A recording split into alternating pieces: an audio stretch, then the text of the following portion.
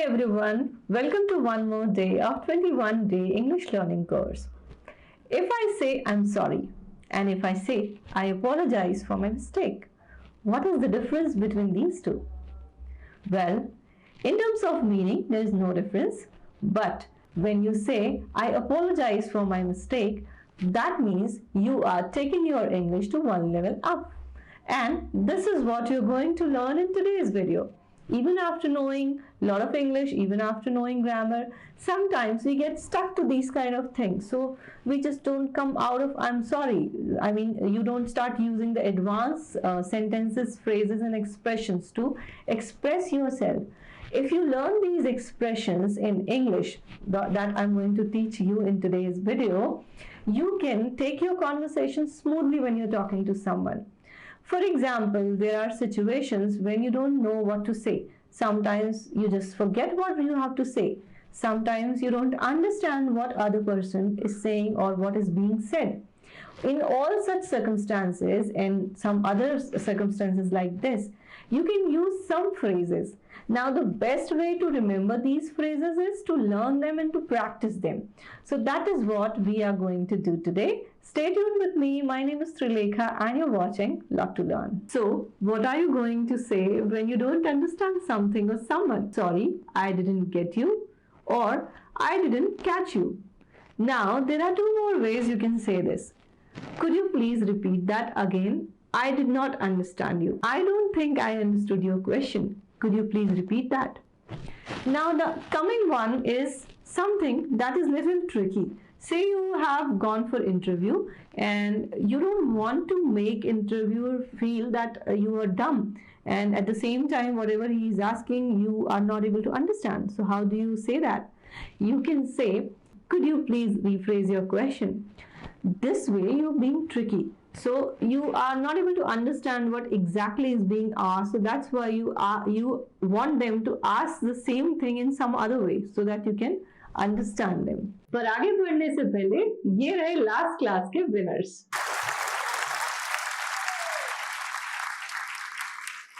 At times we do forget what we want to say, right? It happens with all of us.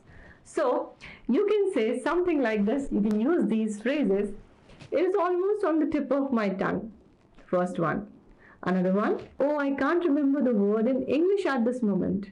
That means आपको कोई चीज़ English में उस वक्त याद नहीं आ रही है कि उसे आप क्या कहना चाहते हो.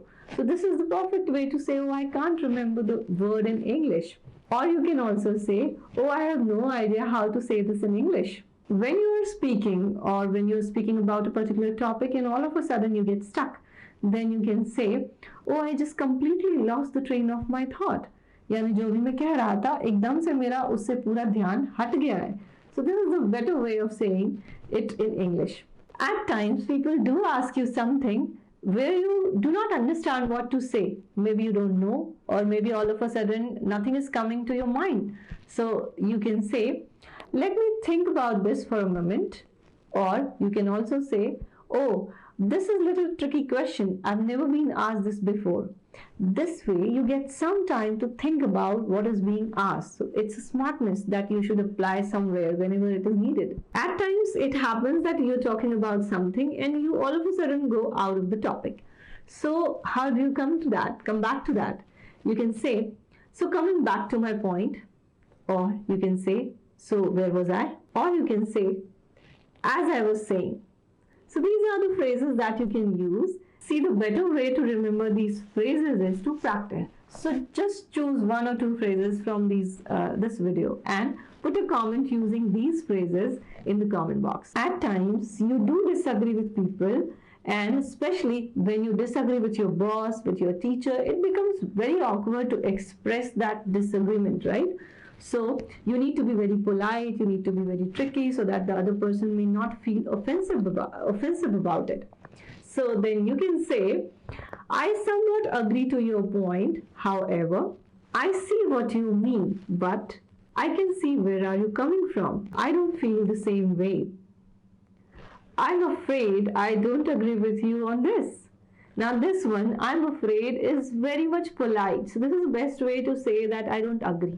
I'm afraid I don't agree with you on this very much. Now say you want to give a suggestion to your teacher or boss. So you can say, what if we start with role plays?